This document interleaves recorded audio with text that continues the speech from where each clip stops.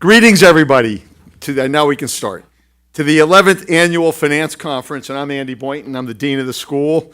I'm also an alumnus of Boston College, 1978, and a parent. And I'm very proud of Boston College, of the Carroll School of Management, and I'm particularly proud of the finance department, which is really what brings us together today, and is I would say that the finance department in the Carroll School is the strongest single department in all of Boston College. Now, the chemists might argue with that, and the math department, which is literally a top 10 math department in the country, but our finance department is right there. I want to thank all of you. Oh, by the way, about the school, look, we have some good news, and we really don't talk about this a lot, especially we don't talk about it, but when you're here, we'll talk about it, we don't live and die by the rankings, but some of you might know that Bloomberg Business Week undergraduate business school rankings came out, and we were ranked third this year in the country. 10, 12 years ago, we were ranked 25th. We're up to number 3, and that's even ahead of Wharton as an undergraduate institution. And the rankings are lousy, but in terms of their methodology, but it's okay to be number 3. And the fact is, the reality is, the reality is, it's as good as any undergraduate program in the country, and the undergraduate's where you want to be. Graduate MBA programs are kind of dying a little bit. Undergrads are strong. Having said that, I'm a little bit of a skeptic about undergraduate business education, a little bit. Ours, I think, is very different. We broaden our students. About 30% of them take minors and majors in the liberal arts. About half of what they do at BC is the liberal arts, so we create broad, great leaders for the future, and I'm very proud of our undergraduate program.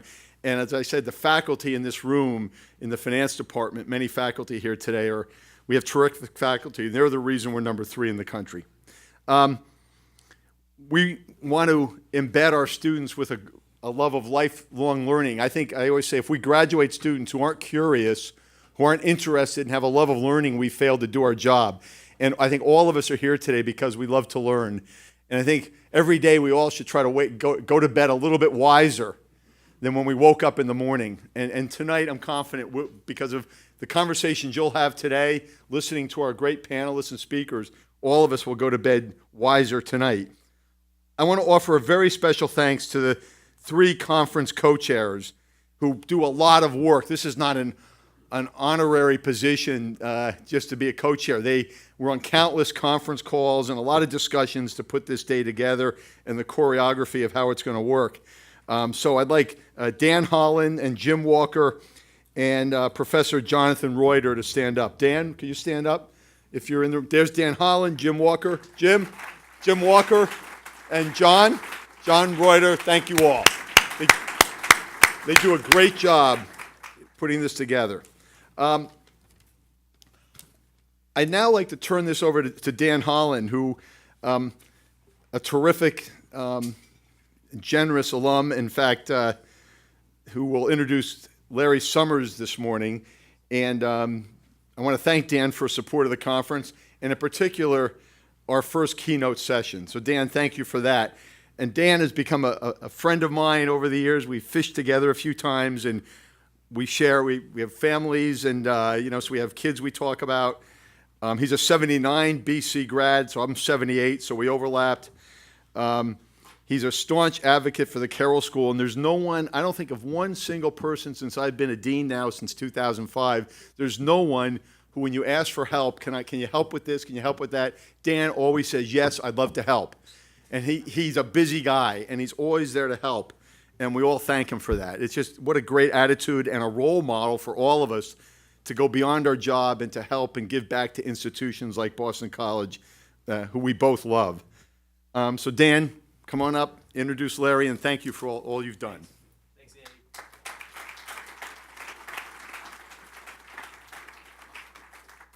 Thanks, Andy. I'm pleased to be here with all of you this morning. I've had the pleasure of working with Andy and his team on this conference for a number of years now.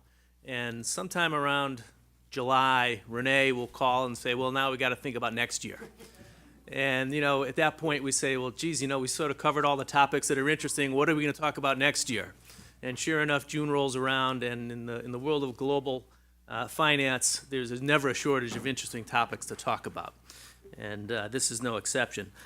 We're really excited about the group of panelists that we've lined up for today. We work really hard to get these folks. We're very fortunate, and it's my distinct pleasure this morning to introduce our keynote address, which will be delivered by Dr. Lawrence Summers. And many of you know him, but his bio is just absolutely incredible. He's obviously one of America's leading economists. He was the Secretary of the Treasury in the Clinton administration. He served as the director of the White House National Economic Council in the Obama administration, president of Harvard University, and chief economist of the World Bank. Any one of those things would be, an incredible accomplishment for a normal human being. Dr. Summers' tenure at the U.S. Treasury coincided with the longest period of sustained economic growth in U.S. history. He's the only Treasury Secretary in the last half-century to have left office with the national budget in surplus. And that wasn't that long ago. He's played a key role in addressing every major financial crisis for the last 2 decades. During the 1990s, he was a leader in crafting the U.S. response to international financial crises in Mexico, Brazil, Russia, Japan, and Asian emerging markets. And for those of us that were operating in the markets during those times, those were challenging times indeed. In 2001, he was named the president of Harvard University, spent 5 years at the university. He focused on innovating, creating equal opportunities, and removing all financial obligation for students with family incomes less than $60,000 a year, and launched a major effort to make Boston, and Cambridge in particular, the global leader in life sciences research with the formation of major programs for stem cell research and genomics. If you just think about what's going on in and around the city today, a lot of that is due to the work of Dr. Summers. In 2008, he returned to the Capitol and served as one of President Obama's chief economic advisors. His thinking helped shape the U.S. response to the 2008 financial crisis, to the failure of the automobile industry, and to the pressures on the European monetary system. Currently, Dr. Summers is the president emeritus and the Charles W. Eliot University professor at Harvard University. He serves as an advisor to businesses and investors. He's a graduate of MIT and received his PhD from Harvard University. So it's a privilege to welcome Dr. Summers here to the Carroll School, and we're thrilled to have him kick off this morning's conference. Dr. Summers.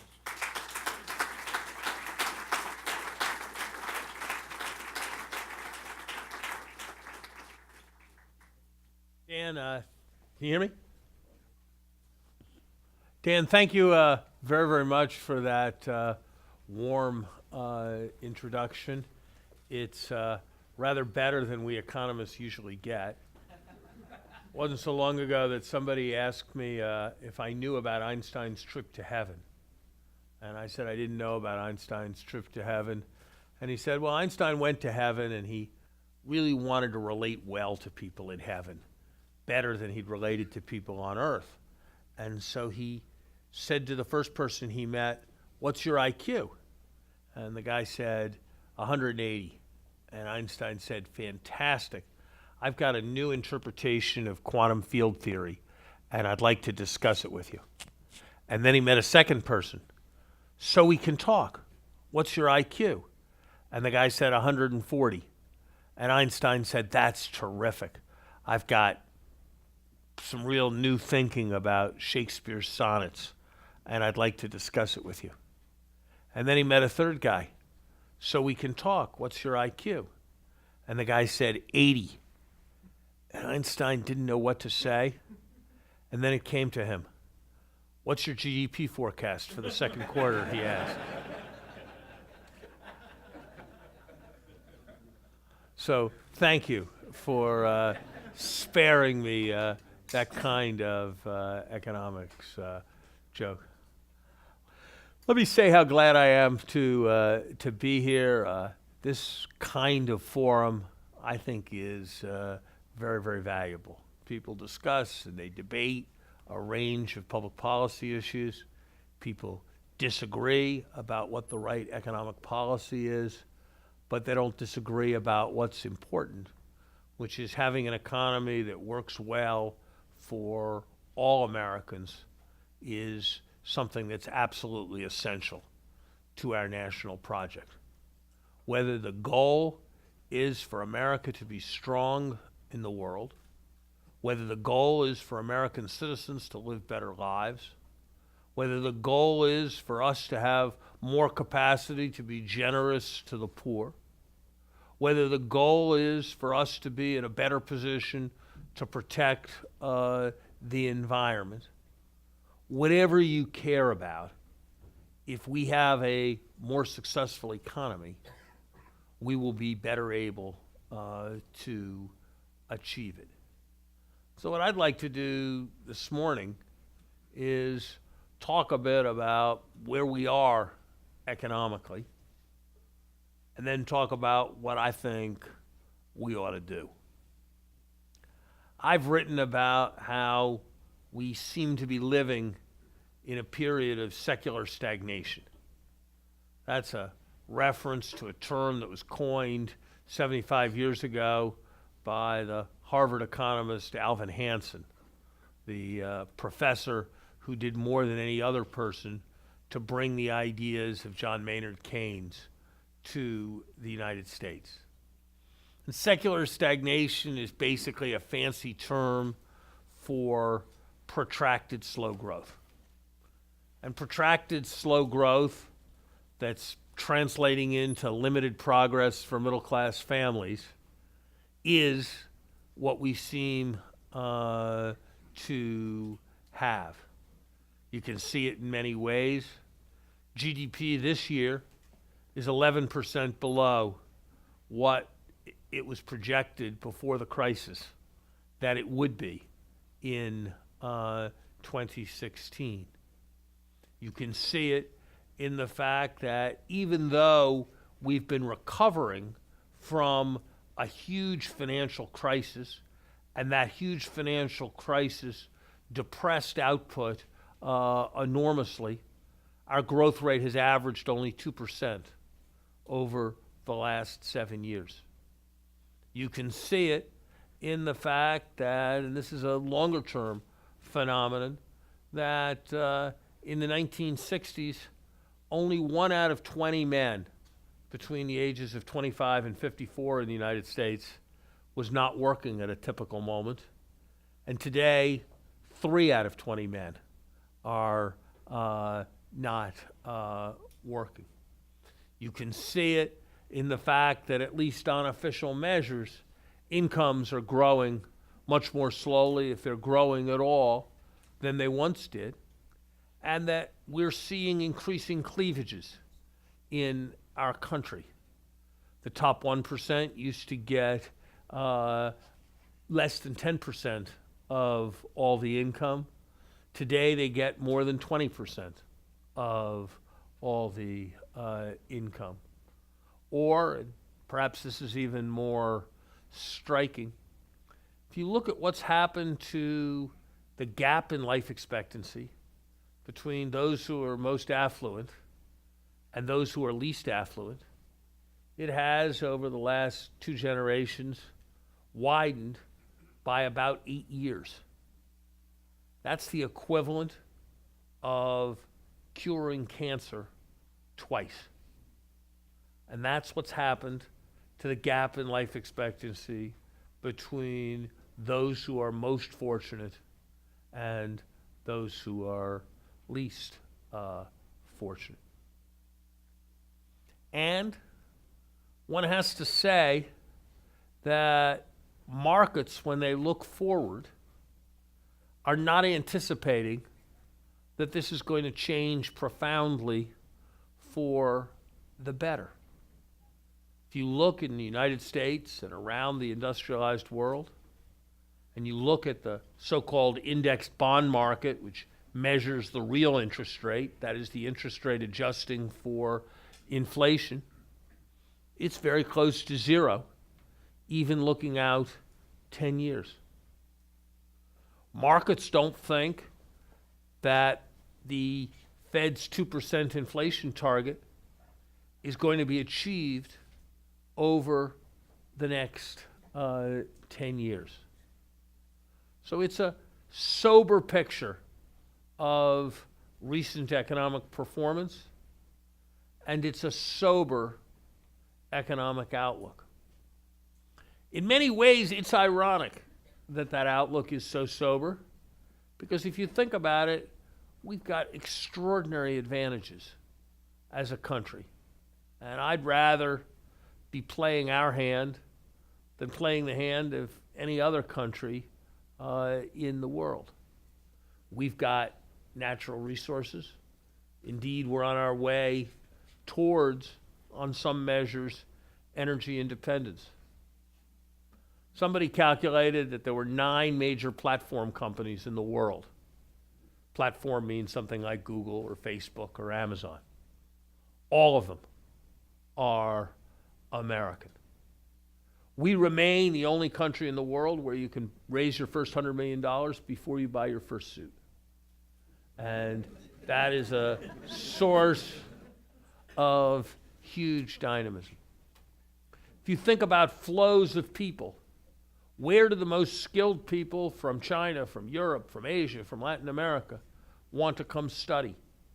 They want to come study in the United States, and in many cases they want to stay here and start businesses in the United States.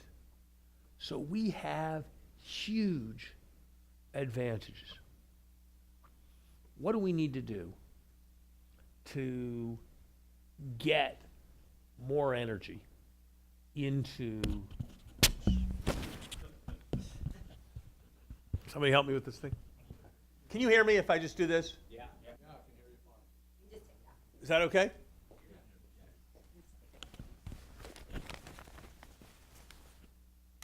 All right. What do we need to do to unlock the energy in this economy, to move past secular stagnation, create more of a prosperity based on middle-class families? I suggest five. If you're not taking it,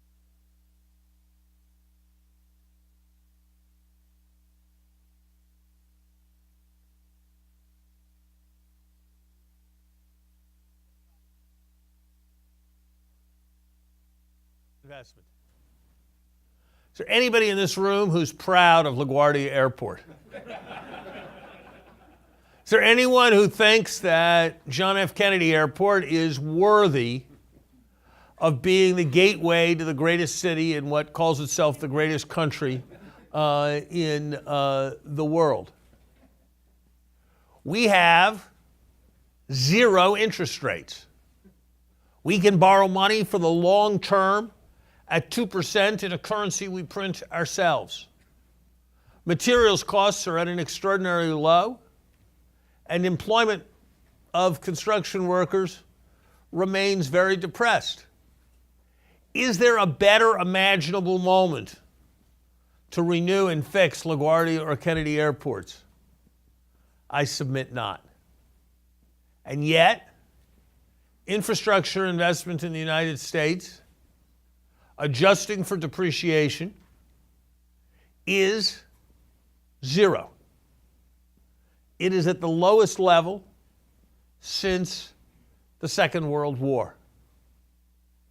More infrastructure investment would raise demand and put people to work in the short run. It would expand the economy's capacity in the medium run, and it would take a burden off of our children's generation. Because I'm here to tell you that when you defer maintenance, costs compound at a far higher rate than the 2% at which the government can borrow for the long term. Our failure to invest in infrastructure is, as a nation, an irrational act. That's what LaGuardia and Kennedy are about. That's what the lead in the water in Flint, Michigan is about. That's what the American Society of Civil Engineers estimates that each of us in Massachusetts pays the equivalent of a 40-cent a gallon gasoline tax because of the extra repairs our cars require because of the potholes in our roads. That's what an air traffic control system based on oak tag bulletin boards and yellow stickies. You heard that right. An air traffic control system over New York City where when it gets crowded, they turn to oak tag bulletin boards, yellow stickies, and little tacks to keep track of the planes. It is madness that we are not doing better as a country. Now, many stop by saying what I just said, and they don't say what is also true, that we need to get a lot better at doing infrastructure investment, and that if we're going to put lots more resources into infrastructure investment, we have to insist that it is done more effectively than it has been done in the past. I'm not lucky enough to be a BC professor. I teach at Harvard, and so I go back and forth over the bridge, the Lars Anderson Bridge, connecting Boston and Harvard Square. That bridge has been under repair for 4.5 years. That bridge took 11 months to build in 1912. That bridge is 232 feet long. Julius Caesar built a bridge over 800 feet across the Rhine before Christ was born in 9 days. You laugh, and it is funny, but it is actually very sad because, you know, as much as anything else, we need to have more trust in the great institutions of our society, none more important than the government. And if we can't fix a bridge, a certain amount of disillusionment is understandable. What do we need to do? We need to change the procurement rules. We need to reduce the dozens of people who have regulatory authority to require various kinds of permits associated with the bridge, and we need to involve the private sector more. More infrastructure done better is the first thing we need to do to grow this economy faster. Second, we need to stimulate private investment. Some of that has to do with just having an overall posture of macroeconomic policy that is oriented towards economic growth. It's no secret what my views on monetary policy are. We are looking at an economy where lowflation, deflation, and economic slowdown are a far greater risk than an acceleration of inflation and an overheating of the economy. Starting where we are today, overheating of the economy would be a high-class problem. But what can we do to promote more private investment? Here, we need to look at our tax and regulatory policies. Permit me an analogy that will make the point about tax policies. Suppose you were running a library and you had a major problem with overdue books. You might decide that it was a good idea to give an amnesty for people who brought their books back. You might decide that it was a good idea to say that you would never ever give an amnesty for people who brought their books back, so people better bring them back soon so the fines didn't accumulate. But only an idiot would say, no amnesty now, we're thinking about an amnesty 1 month from now. You're laughing again. Now think about the U.S. corporate tax reform debate. $2+ trillion of cash is sitting abroad. If you bring that cash back, it's called repatriating earnings, and you pay a 35% corporate tax rate. We have been saying for 7 years that we're thinking about reducing that 35% rate, and that corporate tax reform may well come 6 months from now or 1 year from now. It is hard to imagine a better policy for repelling capital and keeping that $2 trillion overseas. Tax reform that broadens the base, lowers the rates, focuses on competitiveness, encloses tax shelters, can raise money, and also encourage investment in America. I'm a strong believer in regulation. I read stories like the story on the front page of today's New York Times about payday lenders taking huge advantage of people, and I think something ought to be done. But if you look at the cumulative impact of regulation, it's hard to escape the conclusion that it has some chilling impact on investment. And it's certainly hard to defend that it makes sense. 4 months ago, I'm on the board of 2 startup financial technology companies. It's appropriate that they be regulated, that the public interest be protected. But as a board member of those companies, I was required several months ago to spend 2.5 hours being fingerprinted 37 times, rolling my fingers in ink 37 times, because those institutions were regulated at the state level, and each state required its own fingerprints, and they hadn't figured out how to use the optical scanning technology that they use at the airport, and they hadn't figured out how to share either.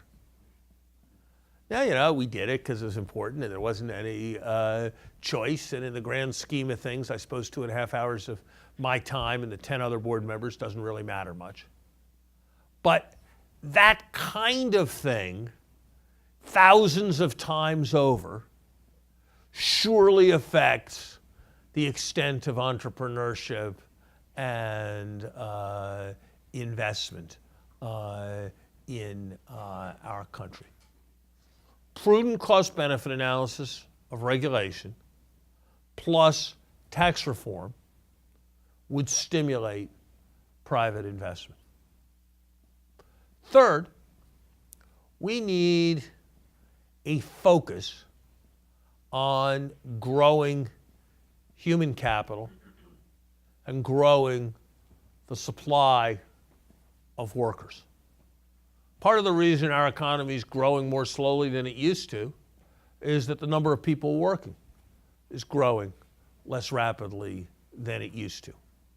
We had a huge tailwind between 1960 and 1990 from the fact that it went from being abnormal for married women to work to being normal for married women to work. And so that produced a big increase in the labor force. Women are now as likely to work as men, so that's over.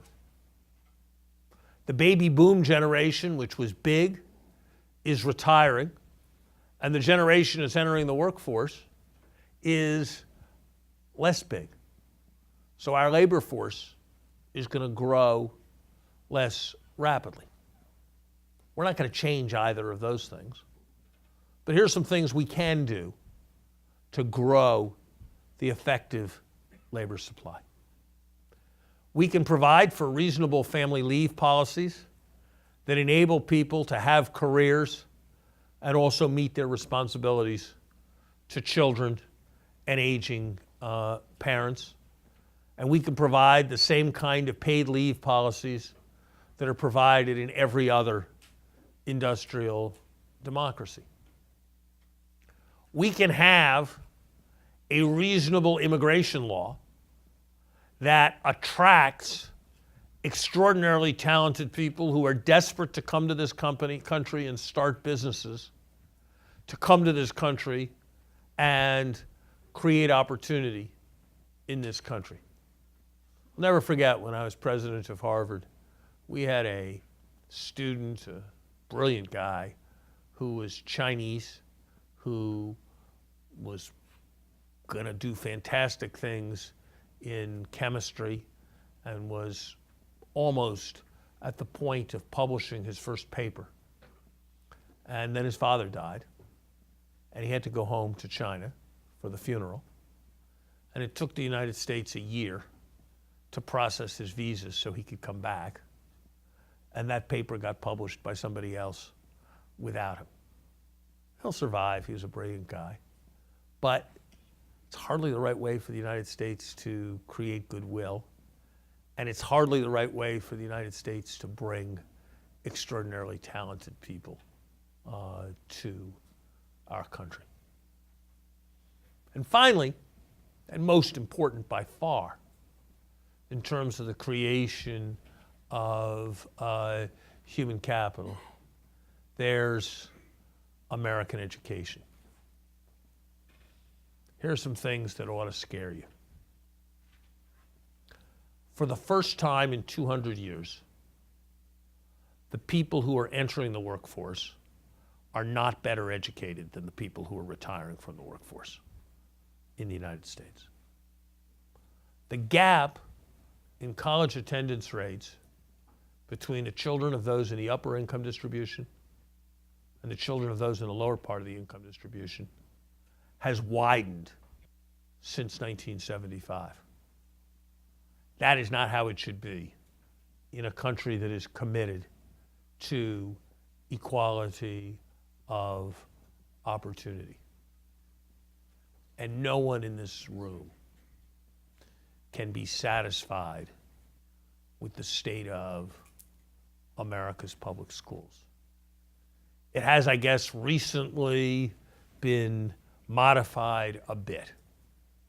But if you think about it, the idea that a generation of youngsters coming out of Boston middle schools and high schools went to schools where the school day ended at 1:30.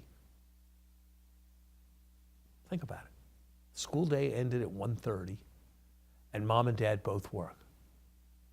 Can you imagine a better strategy for producing people who will get themselves in trouble and who will be unprepared to compete than that? And Boston and Massachusetts are areas of strength within American education. The truth is that in education, as in so many areas, we need to move beyond the politics of either or to a politics of both and. People on one side of the spectrum are right when they say we need more resources. People on the other side of the spectrum are equally right when they say that more resources without more accountability won't lead to anything productive. We need both. If we can do these three big things, we can raise the level of public investment in our country's future. We can create an environment where the country with more capacity for entrepreneurship than any other can unleash private investment with tax and regulatory reform. And we can do the things necessary to have a more rapidly growing, increasingly skilled labor force driving our economy forward. There is no reason why our economy needs to be stagnant. There is no reason why our growth rate can't accelerate. There is no reason why we cannot again fully realize the potential of our economy. And make no mistake, the stakes are very large. The fact that between them, Donald Trump and Bernie Sanders have done as well as they have done. The fact that Donald Trump will be the candidate of a major political party.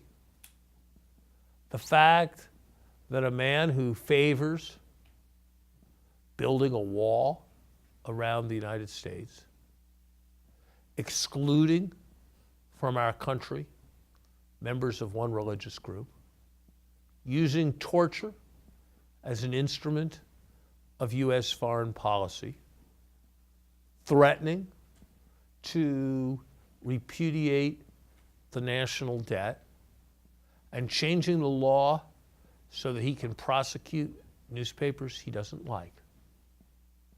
The fact that such a man can poll evenly 5 months before an election speaks to the magnitude of the disillusion and discontent that is out there in our country. Accelerating our rate of economic growth, overcoming secular stagnation is, I believe, an urgent national priority. Fortunately, it is a priority that can be achieved. John Kennedy said that man's problems were made by man. It follows that they can be solved by man. And that is certainly true with respect to U.S. economic growth. It can be accelerated, and I believe that it is the history of the United States that, as Winston Churchill said, we always do the right thing, but only after exhausting the alternatives. And I believe we will again do the right thing going forward. Thank you very much.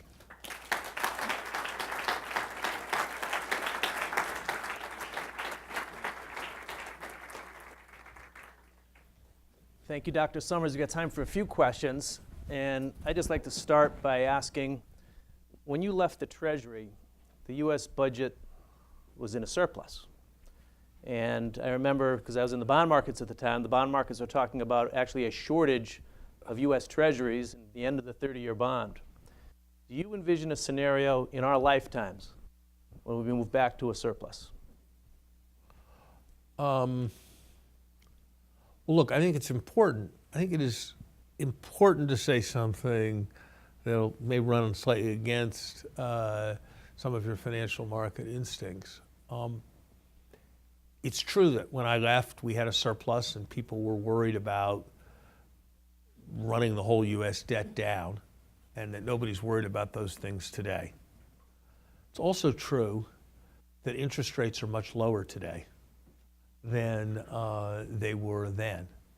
And what is striking about bonds is how expensive they are. And what that's telling you is that the demand-supply balance is that bonds are in short supply relative to the demand. That's why they have such a high price. And it's not crazy when something is in very short supply to produce more. So I don't foresee the day when we will again have a budget surplus, as long as interest rates are comfortably very low. And I think the likelihood and what markets are saying is that that's going to be the case for a long time. I don't think the magnitude of the national debt is nearly as large a problem for us as the inadequate rate of growth. And I think if we are to accelerate, if we succeed in accelerating the rate of growth, because there'll be more tax collections, because debt will be smaller relative to income, we will tend to find the debt as a problem will be a problem that tends to dematerialize. as a major problem. So I believe very strongly that the right focus for our politics is on accelerating the rate of economic growth. And I don't believe the right focus of our politics is on debt problems, both because accelerating growth will tend to solve debt problems, and because I think markets are telling us that debt problems are not the magnitude of problem that we might have expected some time ago. During this period of secular stagnation, central banks around the world have ballooned their balance sheets to trillions of dollars in the US, Japan, the European Central Bank through quantitative easing and other measures. And how do you envision that unwind happening to more normalized levels on the balance sheet, and does that end well for the global economy? I'm not sure that that unwind is going to happen. That unwind is going to happen anytime soon, and I think there's going to be some rethinking as to what's an optimal central bank balance sheet. A major thing that we are concerned about as a country is bank runs producing a financial crisis. Banks holding huge amounts of cash at the central bank makes bank runs substantially less likely. So I'm not at all sure that the expansion of central bank balance sheets is damaging for financial stability. And I think in some ways, as former Fed Governor Jeremy Stein has explored in some detail in his writing, there may be effects that operate to promote the level, to promote financial stability. In general, I think that we have to recognize, and this is probably a more technical subject than we should get into at length here, that we now live in a world where the Fed pays interest on money. That is, money that's deposited at the Fed has interest paid on it. That's a very different world than the world we thought about traditionally. Because in that world, if you think about it, a reserve held at the central bank by a bank or other financial institution is in many ways just like a floating rate bit of treasury debt. And so I'm not sure that the risks, what has been overwhelming in the last 5 years is how wrong the monetarist theories have proven to be. The people who said that the central bank balance sheets would expand leads to hyperinflation because inflation is caused by excess money creation. Central bank money, so-called high-powered or base money, has increased 30-fold in every major country, and every major country is struggling to get to 2% inflation. It is hard to imagine a clearer refutation of a theory than what we have seen. It would be like if an apple came off a tree and went to the sky. You would conclude that the gravity theory was wrong. That's the level blow that monetarism has taken. And it's really monetarist arguments that are behind this staggering apprehension about central bank balance sheets. You mentioned that you're on the board of some fintech companies. How do you see things like mobile payments, peer-to-peer lending, and blockchain transforming the financial world in the next 5 or 10 years? Is it revolutionary, or is it just more minor than that? People use the term revolution somewhat promiscuously. I changed my reading list and it's a revolution in my course.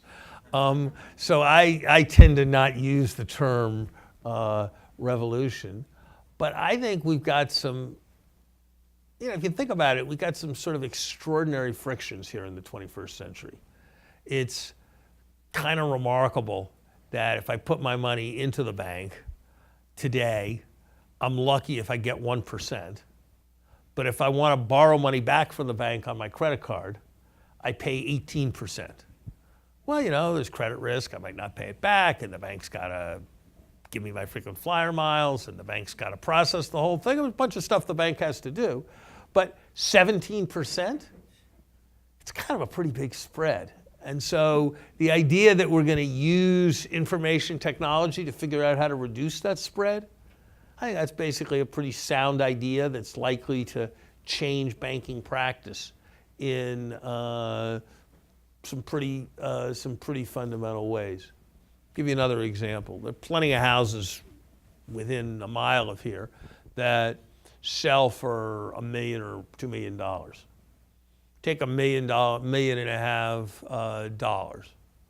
Think about what's involved in the transfer of that house. Somebody has to show the house. You have to print up some brochures. You have to put an internet listing. There's some things you have to do. But does it really make sense here in the 21st century that it costs $85,000 to sell that house if it gets sold within 2 months to somebody else? That $85,000 gets extracted from the value of that house? And houses in America on average turn over every 7 years. And so if you think about it, if you're taking 6% of the value of the house out every 7 years, that's saying that our transactions cost system is taking about 1% of the value of houses out every year. That's a lot of wealth destruction. I mean, that's like that's comparable to property taxes. And we got the internet, we got the blockchain, we got technology, and those costs are not really very different than they were in 1955. And so, yeah, I think there are some quite fundamental removal of transactions costs that are going to be possible.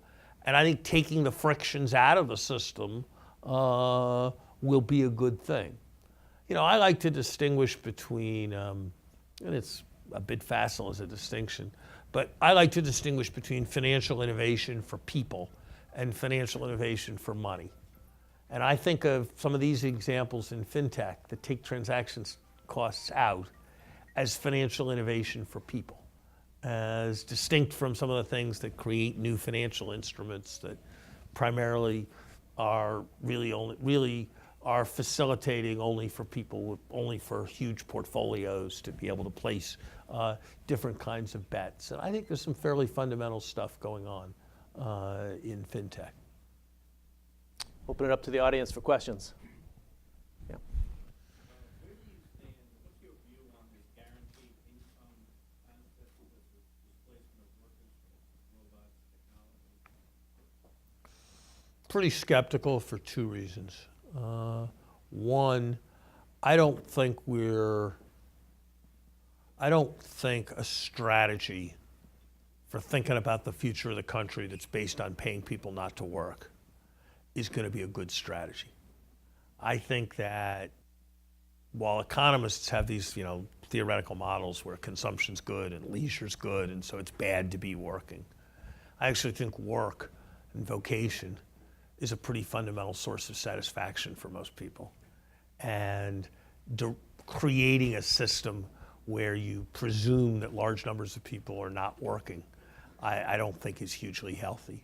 And one kind of evidence for that is there's a fair-sized literature on the effects of retirement. And in general, it tends to suggest that people are a lot more likely to get sick 2 years after they retire than they are 2 years before they retire. And some of that's because when you get sick, you retire, but even making all the adjustments for that. So I'm skeptical of a strategy that presumes non-work is the first problem. The second is the more you look at the numbers, the less sense a universal income makes. Suppose you're going to have a universal income of $5,000 for every American. That would be $1.5 trillion. That's about what we collect each year from the income tax. How are you going to pay for it? You double the income tax, but that's going to have a set of pretty fundamental and huge disincentive effects. You could finance it by cutting all the anti-poverty programs and that's what conservatives want to do. But if you do that, then I'm going to get my $5,000, which is going to be nice for me, but is it really a good idea to cut food stamps so that I can have a guaranteed $5,000 income? You can try to make up some scheme where you give people $5,000, but you take it away if they're rich, or if they're, as they get more well-to-do. And you can try to work out the numbers, but of course, if you give people money and then you start taking it away as they get richer, that's like putting a marginal tax rate on them. And that operates to have pretty profound disincentive effects. So I'm prepared to be persuaded, but I would say that there's a certain breezy confidence surrounding the idea that I suspect will not fully survive a serious interaction with the numbers. Yeah. What's your expectation of the equity market based on PEG ratios, potential black swan event? People hear the question. What was the expectation around? Don't spend a lot of time because I'm just going to duck it. Okay. The question was, what's my expectation of the equity market? So I'll say what J.P. Morgan said when he was asked a similar question. He said, in my many years of experience in the markets, based on my assessment of current conditions, I believe that in the weeks and months ahead, the market will fluctuate. I will say one thing. I will say one anomaly that I am struck by. I was remarking to this with some of our friends at breakfast. I find it mysterious that British markets are hanging on Brexit, and American markets seem oblivious to Trump risk. Since I think Trump risk is greater for the American economy than Brexit risk is for the British economy. Yeah. Just to challenge your presentation a little bit, up until 2005, the U.S. economy was growing 3 to 5%. There is very low unemployment, but we had the infrastructure problems you mentioned, the regulatory problems at that time, and the education problems at that time in 2005. But the economy was going very strong relative to where we are now. So are you saying that in that 10-year time frame, what shifted so much to have such poor ongoing performance? So I think it's a good question. And I think there's several parts to the answer. One is, I think we now understand that growth was less sustainable than we imagined at the time. And we now understand that it was based on a flimsier financial foundation of subprime lending and the like. And so it wasn't such healthy growth that was ultimately sustainable. Second, if you look, the infrastructure investment rate actually has come down quite substantially over the last decade.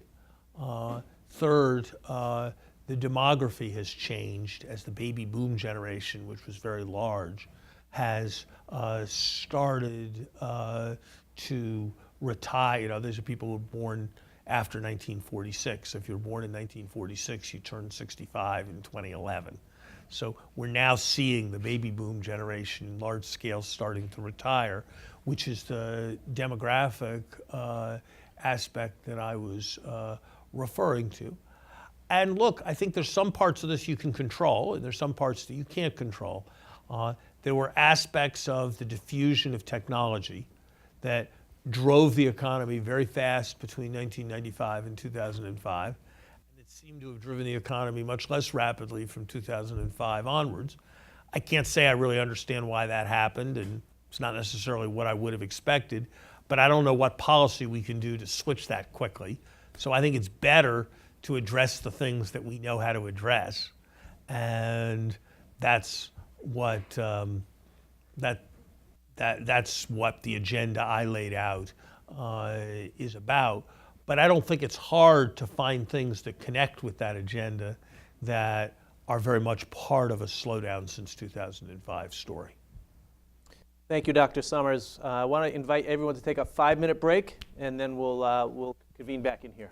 Thank you. Thanks a lot.